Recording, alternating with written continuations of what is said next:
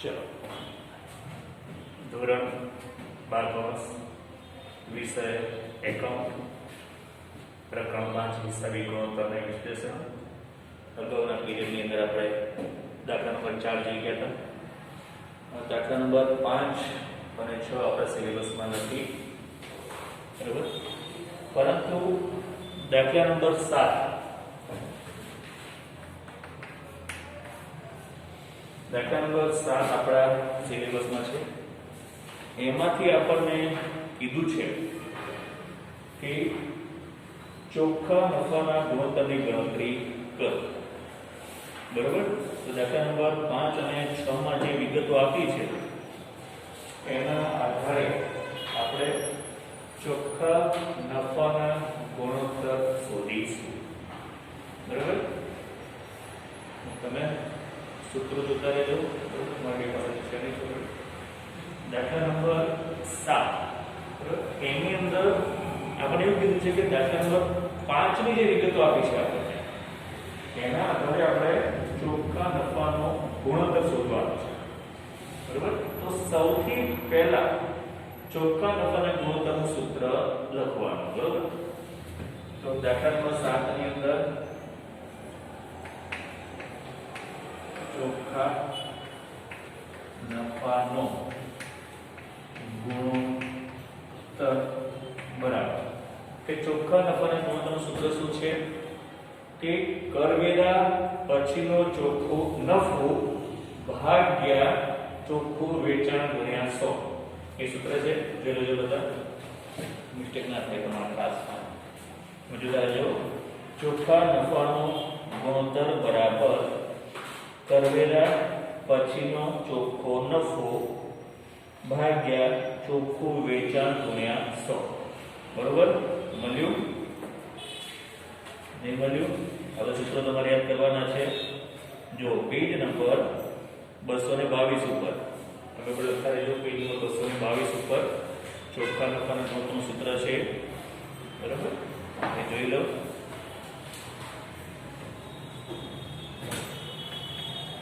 કરવેરા પછીનો ચોખ્ખો નફો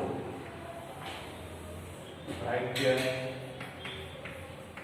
ચોખ્ખું વેચાણ ગુણ્યા 100, બરોબર. આ સૂત્ર પહેલા રાખવાનું આપણે. હવે આની અંદર આપણે શું કીધું છે? કરવેરા પછીનો ચોખ્ખો નફો, બરાબર, ભાગ્યા ચોખ્ખું વેચાણ ગુણ્યા 100. તો અહીં આગળ કરવેરા પછીનો ચોખ્ખો નફો, તો ચોખ્ખો નફો પણ ખબર છે કે નફા નુકસાન ખાતા ઉપરથી મળે છે. તો આનો મતલબ એ થયો કે અહીંયા જે કંઈ આપણને વિગતો આપી હોય એ વિગતોની અંદર નફા નુકસાન ખાતા ઉપરથી નફા નુકસાન ખાતાની ઉધાર બાજુ જે વિગતો આવતી હોય એ વિગતોને આધારે આપણે ચોખ્ખો નફો શોધીશું, બરોબર. તો અહીંયા આગળ દાખલા નંબર 5 ની અંદર આપણને પહેલા વેચાણ વત્તા આવક. હવે અહીંયા મારી પાસે જગ્યા છે, આ બધું શોધું છું. તો અહીંયા હું કરવેરા પછીનો ચોખ્ખો નફો શોધું છું. ચોખ્ખો નફો બરાબર પહેલું છે વેચાણ વત્તા, તમે જો આવકો કઈ છે બીજી રકમ બોલો તમે, વેચાણ પછી વત્તા બીજી કઈ આવક કઈ છે એ જોવાનું આપણે. તો ડિવિડન્ડની ઉપર છે, વ્યાજની ઉપર, બરોબર. તમે જો વ્યાજ, વેચાણ કેટલું છે? વેચાણ કેટલું લખ્યું છે? મારે અહીંયા આપણને વેચાણ છે 5મા દાખલાની અંદર 6 લાખ છે ને, બરોબર. તમે પ્રોગ્રામ કરતા છો 6 લાખ વત્તા વ્યાજ કેટલું છે? 45,000, બરોબર. આ બેનો ટોટલ કરો તો આવશે 6 લાખ ને 45,000. આપણી આ આવક થઈ માઈનસ બધા ખર્ચાઓ, બરોબર. તો અહીંયા જે ખર્ચા છે બાદ કરીએ તો પહેલા બે કામગીરીના ખર્ચા બિન કામગીરીના ખર્ચા કેટલા છે 35,000 બરાબર પછી ગઝારો કેટલો છે 48,000 પછી વહીવટી ખર્ચા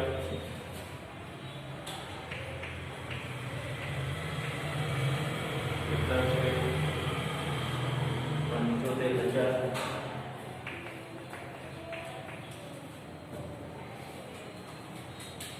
પછી છે વેચાણ ખર્ચા 52,000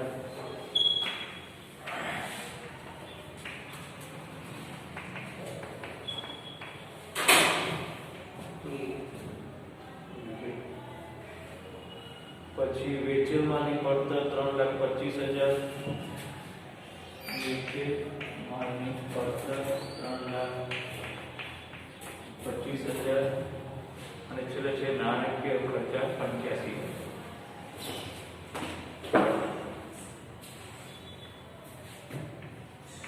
નાણાકીય ખર્ચા 85,000 બરાબર જોઈ લો વિદ્યાર્થી એક વખત આ આવકો માઈનસ ખર્ચા બરાબર હવે જેની પાસે કેલ્સી છે એ આટલાનું ટોટલ કરી કાઢો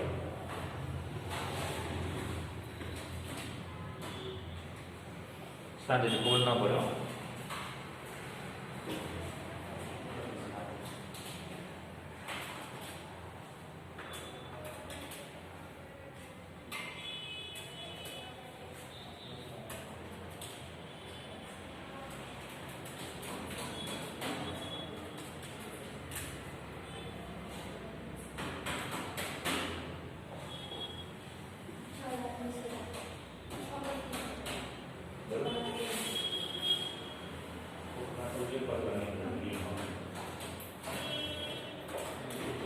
કેટલું 6,20,000 બધાને 6,20,000 ઓકે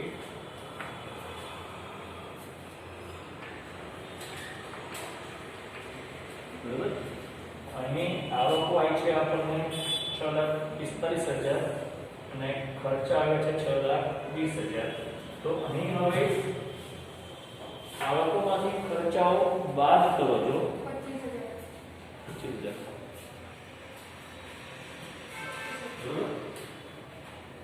25,000 તો આ શું આવ્યું તો આ આવ્યું છે કરવેરા પહેલાનો નફો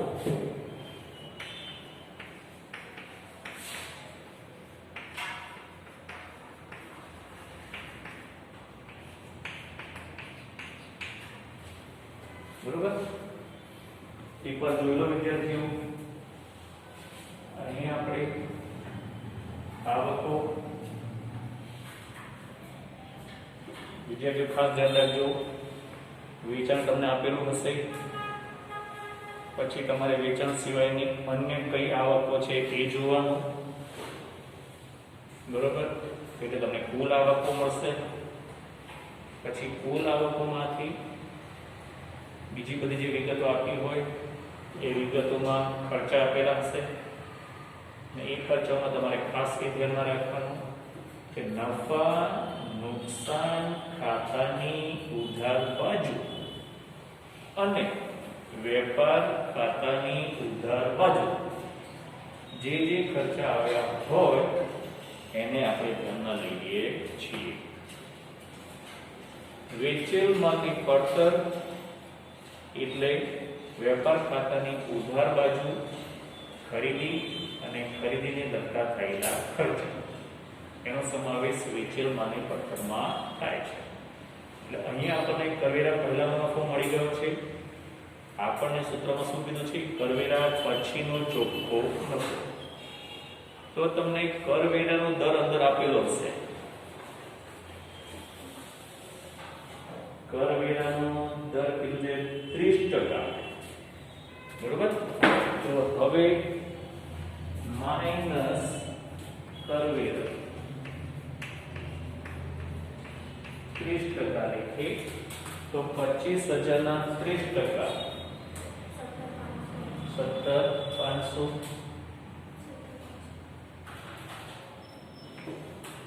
એમની 30% 7,500 7 માઈનસ ગોળીના 30% કેટલા થાય? 7,500 ના હા બરોબર એટલે 25,000 ના 30% લેખે કરવેરા થયા 7,500 બરોબર અને એમાંથી નફામાંથી કરવેરા બાદ કરવો એટલે કેટલું આવશે 17,500 બરોબર 17,500 ને જોઈ લો પાછળ અને એટલે કેટલું પછી આપણે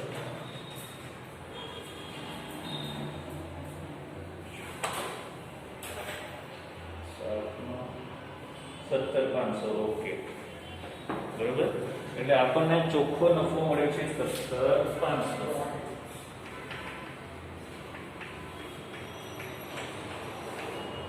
બરોબર તો અહીં આગળ આપણને કરવેરા પછીનો ચોખ્ખો નફો મળી ગયો 17,500 અને અહીં કીધું છે ચોખ્ખું વેચાણ તો આપણે જોઈ લેવાનું કે ચોખ્ખું વેચાણ તો વિગતો આપી છે એમાંથી ક્યાંય વેચાણ પરત કેવું છે ખરું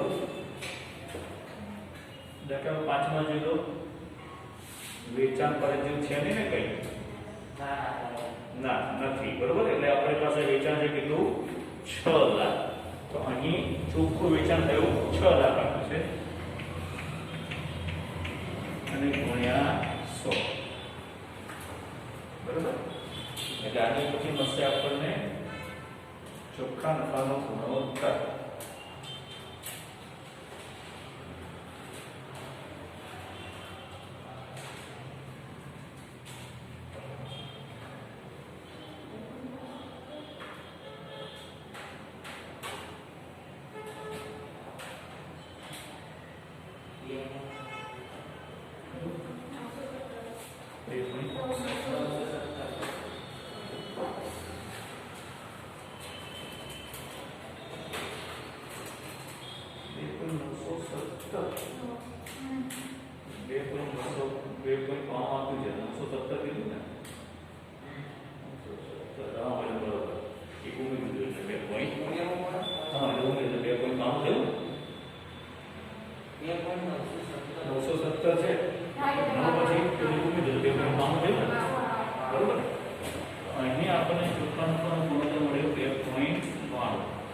હવે આપણે એ યાદ રાખવાનું સૂત્રની અંદર ખાસ જોવાનું કે જવાબ આવ્યો એને શું કહેવાય તો કે જ્યારે સૂત્રની અંદર ગુણાકારમાં 100 આવતો હોય જે સૂત્રમાં તો એ જવાબને ટકામાં લખાય એટલે કે 2.92% બરાબર જોઈ લો વિદ્યાર્થીઓ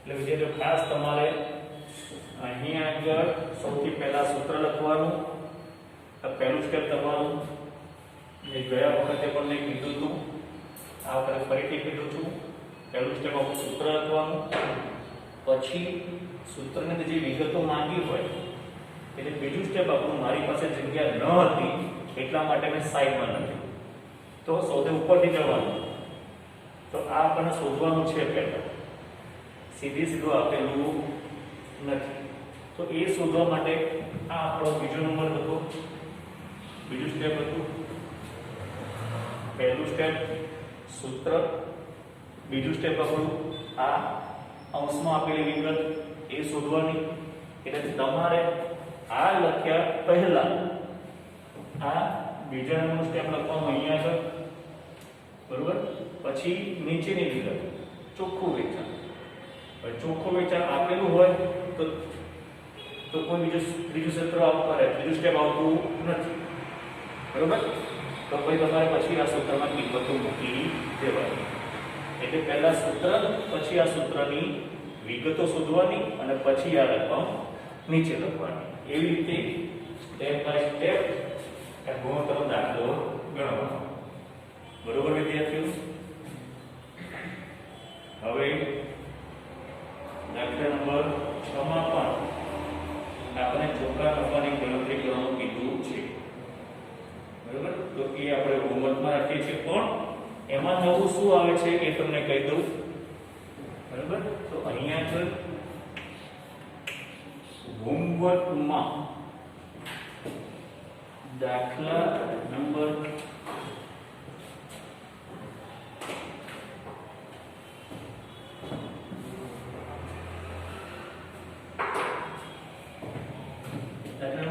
6 ને આધારે ચોખ્ખા નફાનો ગુણોત્તર ગણવો, એ તમારું છે હોમવર્ક. બરોબર? એ આપણે અત્યારે ગણી લઈએ.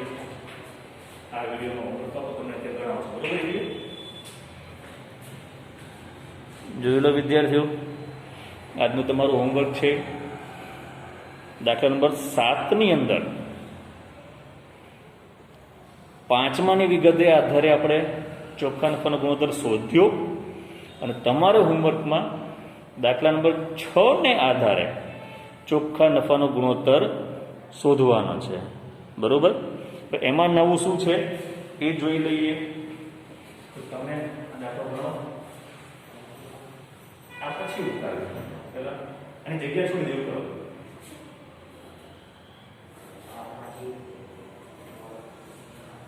ના, વિડિયો ચાલે એટલે તો લખી આવો. હું તમને સૂત્ર લખાવું છું. પોતે જ એકમાં તો લખતા જવાનું. બરાબર? આ 20 મિનિટ થાય તો બંધ કરી દો. પછી કરી આપણે. કારણ કે 20 મિનિટ તો વિડિયો થાય. જો દાખલા નંબર 6 ની અંદર શું નવું છે? તો એની અંદર વેચાણ આપેલું છે,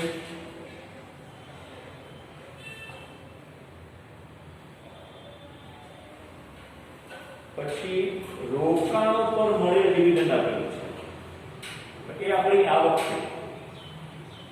તમે ખ્યાલ રાખજો, આવક કઈ છે એ શોધવાનું. વેચાણ તો આપણે મળી ગયું, પણ બીજી કઈ આવક થઈ તો એ તમારી વિગતમાં જોવાનું કે વેચાણ પછી રોકાણો પર મળેલ ડિવિડન્ડ એ આપણી થઈ આવક. તો વેચાણ વત્તા વ્યાજ, તો વ્યાજની જગ્યાએ તમે લખશો રોકાણો પર મળેલ ડિવિડન્ડ. બરોબર? એ બે વસ્તુ થઈ ગઈ આવક. એટલે આપણે આવક કેટલી થશે? ટોટલ કરો જો 39 વત્તા 1 એટલે 40 થઈ. બરોબર? 40 લાખ આપણી આવક થશે અને બાકીના બધા ખર્ચા છે. તો 40 લાખમાંથી આ બધા ખર્ચા બાદ કરો.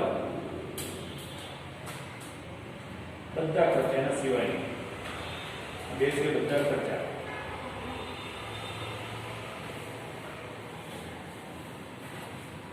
એ કરી દો એટલે 40 લાખ બાદ ના આવે. બરોબર વિદ્યાર્થીઓ? એટલે દાખલા નંબર 6 માં તમારી આવક 40 લાખ થશે અને બાકીના બધા ખર્ચા છે એ બાદ કરી દો.